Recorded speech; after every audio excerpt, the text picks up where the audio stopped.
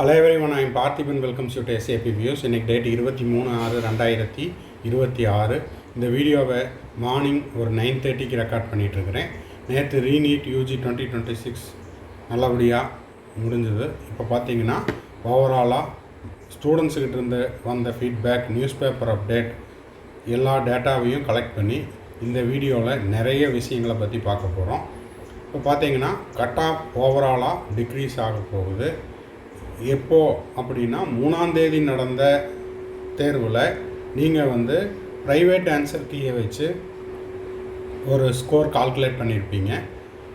அந்த ஸ்கோருக்கும் இப்போது நேற்று முடிந்த 21 ஜூன் 2026 ரீநீட்னுடைய எக்ஸ்பெக்டட் ஸ்கோரையும் நீங்கள் கம்பேர் பண்ணி பார்த்தீங்கன்னா ஒவ்வொரு ஸ்டூடெண்ட்டும் சொல்கிற தகவல் என்ன அப்படின்னா, சார் 30லேருந்து 35 மார்க் வரைக்கும் குறையுது அப்படிங்கிறத சொல்லியிருக்காங்க.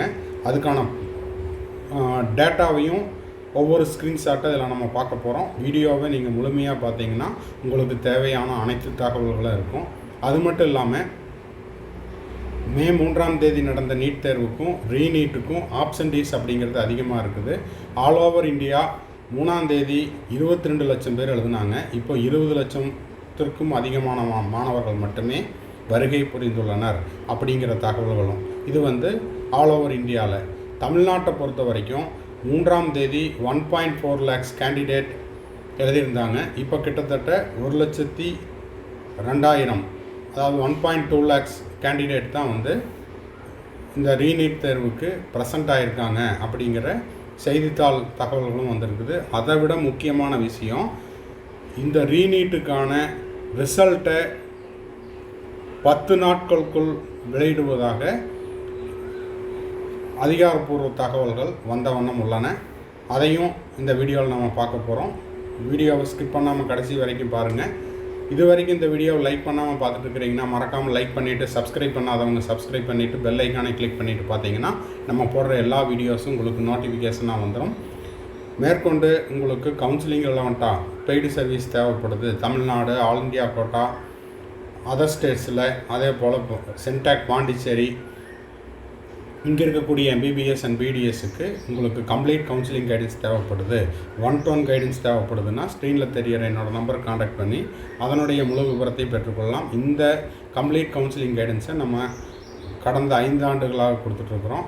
மாணவர்கள் 1ஆம் ஆண்டிலிருந்து இறுதி ஆண்டு வரை அவங்களுடைய மதிப்பெண்ணுக்கு ஏற்றாற் போல் மெரிட் பேசிஸில் government college, government quota, self finance college, management seat, deemed யூனிவர்சிட்டிஸ்லேயும் NRI சீட்லேயும் படிச்சுக்கிட்டு இருக்காங்க. உங்களுக்கும் இந்த பெய்டு சர்வீஸ் தேவைப்படுதுன்னா ஸ்க்ரீனில் தெரிகிற என்னோடய நம்பர் காண்டாக்ட் பண்ணி அதனுடைய முழு விபரத்தையும் பெற்றுக்கொள்ளலாம்.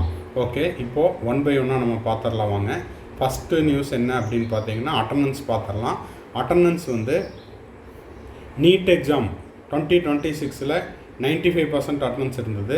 அதுவே இப்போ எக்ஸாமுக்கு பார்த்தீங்கன்னா 75% தான் ப்ரெசண்ட் ஆகியிருக்காங்க. அப்போது கிட்டத்தட்ட 20% கேண்டிடேட் ரீநீட் எக்ஸாமுக்கு அப்பியர் ஆகவில்லை. என்ன காரணம் அப்படிங்கிறது தெரியல. அதாவது தேர்வு தள்ளி போனதுனாலையா இல்லை வேறு ஏதாவது கோர்ஸில் ஜாயின் பண்ணிட்டாங்களா அப்படிங்கிறது தெரியல. இப்போ பார்த்தீங்கன்னா அட்டண்டன்ஸ் பர்சன்டேஜ் 75 to 95% குறைஞ்சிருக்குது. அது மட்டும் இல்லாமல் உங்களுக்கு சென்னை சிட்டியில் 22,115 பேர் எழுதியிருந்தாங்க. இப்போ வெறும் 17,273 கேண்டிடேட்ஸ் தான் எழுதியிருக்காங்க. காஞ்சிபுரத்தில் 1,624 கேண்டிடேட் நேற்று நடந்த மறுதேர்வு எழுதியிருக்காங்க. மதுரையில் பொறுத்த வரைக்கும் 8,565 மாணவர்கள் ரெஜிஸ்டர் பண்ணியிருந்தாங்க. இப்போ 6,384 மாணவர்கள் மட்டுமே இந்த நீட் மறுதேர்வு எழுதியிருக்காங்க. 2,181 மாணவர்கள் தேர்வுக்கு வரவில்லை. ஸோ இது அட்டண்டன்ஸ் பார்ட்டு. அட்டண்டன்ஸ் கணிசமாக குறைந்துள்ளது. அதாவது 3ஆம் தேதி நடந்த நீட் தேர்வுக்கும் இப்போது நடந்திருக்கிற மறுதேர்வுக்கும் ரெஜிஸ்டர்டு கேண்டிடேட்டை விட அப்பியர் ஆனவங்க எண்ணிக்கை குறைவு. ஓகே, அடுத்த விஷயம் பார்த்தீங்கன்னா பேப்பர் லெவல் உங்களுக்கு ஓவராலாக, அதாவது ஏதோ ஒரு 4 கேண்டிடேட் இல்லைன்னா 5 கேண்டிடேட்டை மட்டும் நம்ம இன்டர்வியூ எடுத்து அவங்களுடைய ஃபீட்பேக்கை மட்டும் எடுத்துக்கல. நியூஸ் பேப்பர் டேட்டா, ஃபோனில் வந்த தகவல், வாட்ஸ்அப்பில் ஸ்டூடெண்ட்ஸ் அண்ட் பேரண்ட்ஸ் நம்மக்கிட்ட சேட் பண்ணினது இது எல்லா டேட்டாவையும் கலெக்ட் பண்ணி சொல்கிறோம். ஃபிசிக்ஸ் பேப்பர் வந்து டஃப்பாக இருந்துச்சு. ஒரு சிலர் வந்து 3ஆம் தேதி பேப்பர் அளவுக்கு இந்த 21ஆம் தேதி பேப்பர் கிடையாது, 2 பேப்பரும் ஈக்குவல் இல்லை அப்படிங்கிறத சொல்கிறாங்க. நிறைய பேர் மெஜாரிட்டி அப்படி தான் சொல்கிறாங்க. ஸோ பேப்பர் பார்த்திங்கன்னா 3ஆம் தேதி பேப்பரை விட 21ஆம் தேதி பேப்பர் கடினம். அதனால் கட் ஆஃப் அப்படிங்கிறது கணிசமாக குறைகிறது.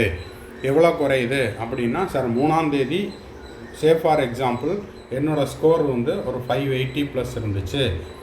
இப்போ பார்த்தீங்கன்னா எனக்கு ஒரு 540 to 550 தான் நான் வந்து எதிர்பார்க்குறேன் அப்படின்றாங்க. ஸோ ஆவரேஜாக கால்குலேட் பண்ண பார்க்கும்போது நீட் 2026க்கும் ரீநீட் 2026க்கும் ஒரு 30 to 35 மார்க் அப்படிங்கிறது கணிசமாக குறையுது. இப்போது கேட்டகிரி வைஸாக என்னென்ன கட் ஆஃப் வருது அப்படிங்கிறத நம்ம வந்து டேட்டா கலெக்ட் பண்ணிகிட்ருக்குறோம். கூடிய விரைவில் இன்று இரவு அல்லது நாளை காலைக்குள்ளே நம்ம அந்த தகவலையும் கலெக்ட் பண்ணி எக்ஸ்பெக்டட் கட் ஆஃப் நம்ம போஸ்ட் பண்ணிடுவோம். ஓகேங்களா? ஸோ பேப்பரை பொறுத்த வரைக்கும் ஃபிசிக்ஸ் அப்படிங்கிறது நல்லாவே டஃப்பாக இருந்துச்சு அப்படின்னு ஓரளவுக்கு ஆவரேஜ் ஸ்டூடெண்ட்டும் சொல்கிறாங்க, டாப்பர்ஸும் சொல்கிறாங்க. கெமிஸ்ட்ரி மாடரேட், பயாலஜி ஈஸி தான். பயாலஜி ஈஸியாக இருந்தாலுமே கூட ரொம்ப லென்த்தியாக இருந்துச்சு. இப்போது உங்களுக்கு 3ஆம் தேதி நடந்த தேர்வில் 3 hours, அதாவது 180 minutes தான் கொடுத்தாங்க. இப்போ 21ஆம் தேதி நடந்த தேர்வில் எக்ஸ்ட்ரா 15 minutes கொடுத்துமே டைம் வந்து கரெக்டாக தான் இருந்துச்சு. ஏன்னா question lengthy, paper physics paper டஃப்பாக இருந்ததுனால கால்குலேஷனுக்கு டைம் வந்து கரெக்டாக தான் இருந்தது. 3 hours எழுதும்போது எவ்வளோ ஸ்ட்ரகிள் ஆனமோ அதே தான் இப்போ 3 hours 15 minutesக்கும் அப்படிங்கிற தகவலையும் கொடுத்துருக்குறாங்க. அடுத்தது பார்த்திங்கன்னா NEET retest, students find paper moderate, expected lower cut off அப்படிங்கிறது குறையுது அப்படிங்கிறதையும் சொல்லியிருக்காங்க. அட்டண்டன்ஸை பொறுத்த வரைக்கும் கிட்டத்தட்ட ஒரு ஓவராலாக சொல்கிறேன், அதாவது 22 lakhs இருந்த அட்டண்டன்ஸ் வந்து 20 lakhs ப்ளஸ் தான் இருக்குது. அதாவது நீட் 2026 மே 3ஆம் தேதி 22 லட்சம் பேர் எழுதியிருந்தாங்க. இப்போ பார்த்தீங்கன்னா 20 லட்சம் பேர் தான் ப்ரெசென்ட் ஆகிருக்காங்க. நிறைய ஆப்ஷன்டீஸ் இருக்குது. More than 20 lakhs sighs for relief after smooth NEET UG 2020 NEET UG retest. இப்போது ரீடெஸ்ட் வந்து நல்லபடியாக முடிஞ்சது. பேப்பர் எப்படி இருந்துச்சு அப்படிங்கிறத தான் எல்லா பேப்பர்லேயுமே கொடுத்துருக்குறாங்க. அதாவது பலத்த பாதுகாப்பு பிறகு நீட் மறுதேர்வு அப்படிங்கிறது நல்லபடியாக முடிஞ்சது. 20 லட்சம் பேர் எழுதிய மாணவர்கள் பாதுகாப்புடன் தேர்வு வந்து நல்லபடியாக முடிஞ்சிருச்சு அப்படிங்கிறதையும் கொடுத்துருக்குறாங்க. அடுத்தது பார்த்திங்கன்னா பேப்பரை பற்றின ஃபீட்பேக், ஸ்டூடெண்ட்ஸ் ஃபீட்பேக்கு. இயற்பியல் அதாவது ஃபிசிக்ஸ் பேப்பர் வந்து tough, chemistry paper moderate, biology வந்து lengthy, easy and lengthy, time வந்து அதிகமாக எடுத்துக்கிச்சு அப்படிங்கிறதையும் கொடுத்துருக்குறாங்க. இது வந்து அதிகாரிகள் கொடுத்த தகவல். இதை நான் என்ன பண்ணியிருக்கிறேன் அப்படின்னா, அந்த டோட்டல் பேப்பரோட நியூஸையும் படிக்கிறதுக்கு பதிலாக அதை ஃபுல்லாக படித்து பார்த்துட்டு உங்களுக்கு ஷார்ட் அண்ட் ஸ்வீட்டாக அதில் இருக்கக்கூடிய இம்பார்ட்டன்ட் பாயிண்ட்டை மட்டும் ஹைலைட் பண்ணி கொடுத்துட்ருக்கிறேன். அடுத்தது பார்த்திங்கன்னா தேர்வு முடிவு. ஏன்னா ஆல்ரெடி உங்களுக்கு கிட்டத்தட்ட 45 days டிலே. 3ஆம் தேதி எக்ஸாம் முடிஞ்சது. இப்போ ரீநீட்டுக்கு 21 ஜூன். அப்போ அதுலேயே கிட்டத்தட்ட 45 நாள் டிலே ஆனதுனால மற்ற கோர்ஸுக்கு போகிறவங்க, இன்ஜினியரிங் ஜாயின் பண்ணுறேன், அக்ரியில் ஜாயின் பண்ணுறேன், வெட்டினரி ஜாயின் பண்ணுறேன் அப்படின்றவங்களுமே இந்த ரீநீட்டை பார்த்துட்டு அதுக்கப்புறம் எப்படி இருக்குதுன்னு பார்த்துட்டு தான் அதர் கோர்ஸில் போய் ஜாயின் பண்ணுறேன் அப்படிங்கிறதுனாலையும் அங்கேயும் உங்களுக்கு வந்து டிலே ஆகிட்டு இருக்குது. ஸோ இதன் காரணமாக இந்த ரீநீட் எக்ஸாமுக்கான ரிசல்ட்டை 10 நாட்களுக்குள்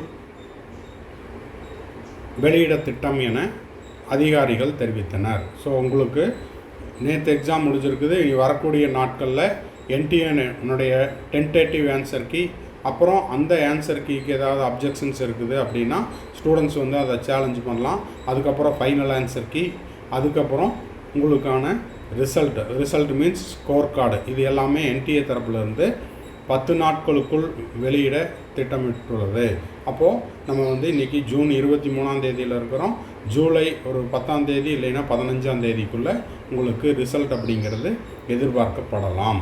ஓகேங்களா? உங்களுக்கு ஸ்க்ரீனில் ஹைலைட் பண்ணியே காமிச்சிருக்கிறேன். 10 நாட்களுக்குள் உங்களுக்கு தேர்வு முடிவுகள் வெளியிடப்படும் என தேசிய தேர்வு முகமை திட்டமிட்டுள்ளது. என்டிஏ 10 டேஸுக்குள்ளே ரிசல்ட்டை வெளியிட திட்டமிட்டுள்ளது.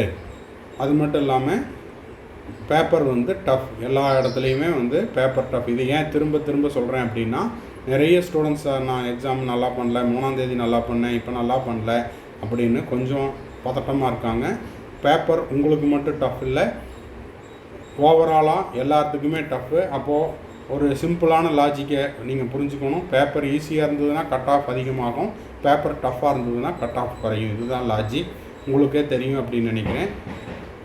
இப்போ பார்த்தீங்கன்னா தேர்வு எழுதிவிட்டு வந்த மாணவர்கள் இயற்பியல் பாடத்திலிருந்து கேட்கப்பட்ட கேள்விகள் கடினமாக இருந்தது. மே 3ஆம் தேதி நடந்த நீட் தேர்வு வினாத்தாளை விட இந்த நீட் மறுதேர்வு அப்படிங்கிறது சற்று கடினமாக இருந்தது. இதன் காரணமாக கட் ஆஃப் அப்படிங்கிறது குறைவதற்கான வாய்ப்புகள் உள்ளது.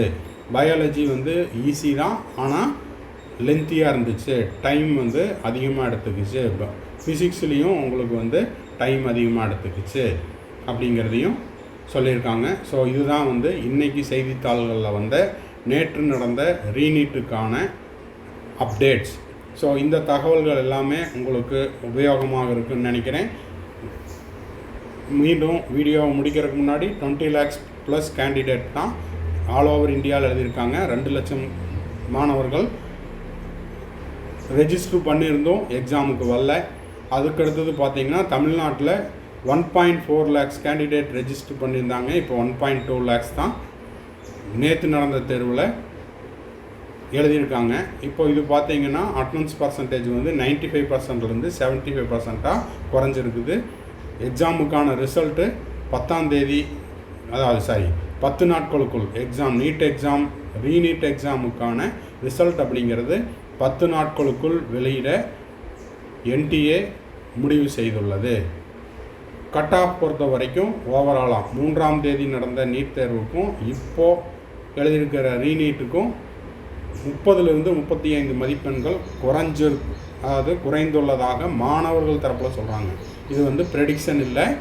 ஒவ்வொரு கேண்டிடேட்டும் கூடயும் நம்ம காண்டாக்ட் பண்ணி பேசும்போது 3ஆம் தேதி எழுதின பேப்பரை விட இந்த பேப்பரில் எனக்கு 30லேருந்து 35 மார்க் அப்படிங்கிறது கணிசமாக குறைஞ்சிருக்குது அப்படிங்கிறத சொல்கிறாங்க. ஸோ இதுதான் ஓவரால் கட் ஆஃப்லேயும் இதனுடைய இம்பேக்ட் இருக்கும். ஓவராலாக கட் ஆஃப் போன தடவை என்ன கட் ஆஃப் எக்ஸ்பெக்டட் இருந்துச்சோ அதை விட இந்த தடவை ஒரு 30லேருந்து 35 மார்க் குறைவதற்கான வாய்ப்பு உள்ளது.